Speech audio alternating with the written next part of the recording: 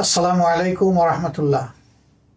বিশ্বের বিভিন্ন দেশে অবস্থানরত বাংলাদেশি প্রবাসী ভাই ও বোনেরা, আশা করি আল্লাহ রাব্বুল আলামিনের একান্ত মেহেরবানিতে আপনারা যে যেখানে আছেন সুস্থ অবস্থায় আছেন। আমি বাংলাদেশ জামাত ইসলামীর পক্ষ থেকে এবং আমার নিজের তরফ থেকে আপনাদের সকলের শারীরিক মানসিক সুস্থতা কামনা করছি এবং দোয়া করছি আল্লাহ তাআলা যে যেখানে আছেন সেখানে যেন সবাইকে নিরাপদে সম্মানের সাথেই রাখেন। বাংলাদেশ আমাদের প্রিয় জন্মভূমি। আপনারা জানেন আগামী বছর ত্রয়োদশ জাতীয় সংসদ নির্বাচন অনুষ্ঠিত হতে যাচ্ছে এবং এই নির্বাচন আগামী ফেব্রুয়ারি মাসে অনুষ্ঠিত হবে বলে আমরা দৃঢ়ভাবে আশা করছি। এই নির্বাচনে প্রবাসী ভাই ও বোনেরা যাতে তাদের ভোটের অধিকার প্রয়োগ করতে পারেন, এই জন্যে পরিবর্তিত পরিস্থিতিতে গত বছরের 5 আগস্টের পর থেকে দাবি আমরা অত্যন্ত জোরালোভাবে জানিয়ে আসছিলাম।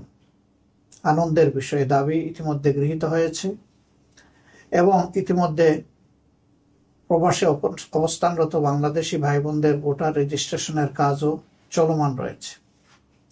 তার পাশাপাশি যারা একান্ত এই সময়টা দেশে আসতে পারবেন না, তারা যাতে তাদের ভোটটা নিশ্চিত হয় সেই জন্য এই প্রথমবারের মতো অনলাইনে অ্যাপসে ভোট দেওয়ার উদ্যোগ নেওয়া হয়েছে।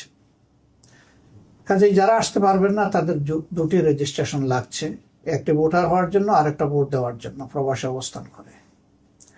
আর যারা দেশে আসতে পারবেন সেটা মোস্ট ওয়েলকাম, কারণ আপনারা বাংলাদেশের অর্থনীতির চাকাকে চালু রেখেছেন। আমাদের অর্থনীতিতে বৈদেশিক মুদ্রা আসে, 1 নম্বর খাত হচ্ছে আমাদের গার্মেন্টস, 2 নম্বর খাত হচ্ছে আমাদের প্রবাসী ভাই বোনদের রিমিটেন্স।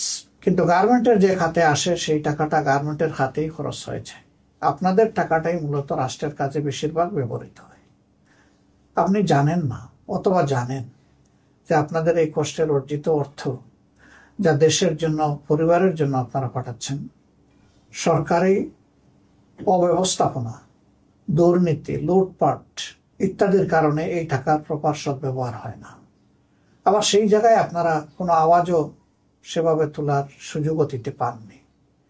এবার ভোটার হওয়ার কারণে আপনাদের হাতে যে অস্ত্র এসেছে এটাকে প্রয়োগ করার মাধ্যমে আগামীতে এমন একটি সরকার ব্যবস্থাপনা গড়ে তোলার ক্ষেত্রে আপনারা গুরুত্বপূর্ণ অবদান রাখবেন বলে আমরা বিশ্বাস করি।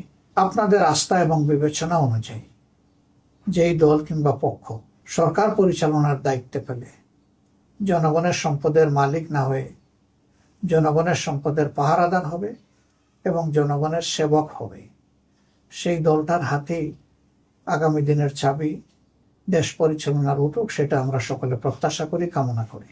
বাংলাদেশ জামাত ইসলামী আপনাদের সকলের ভোটের অধিকারের প্রতি দারুণ শ্রদ্ধাশীল। এই জন্যেই রিমিটেন্স যোদ্ধাদের সর্ববৃহৎ অথবা সবচেয়ে গুরুত্বপূর্ণ এই অধিকারটি তাদের হাতে তুলে দেওয়ার জন্য ছিল আমাদের লড়াই। এই লড়াই তখনই সার্থকতা পাবে যখন আপনারা ব্যাপক হারে ভোটে অংশগ্রহণ করবেন। আপনি অবশ্যই আপনার পছন্দের দল এবং প্রার্থীকে নির্বাচিত করবেন, এক্ষেত্রে আপনার পূর্ণ স্বাধীনতা রয়েছে।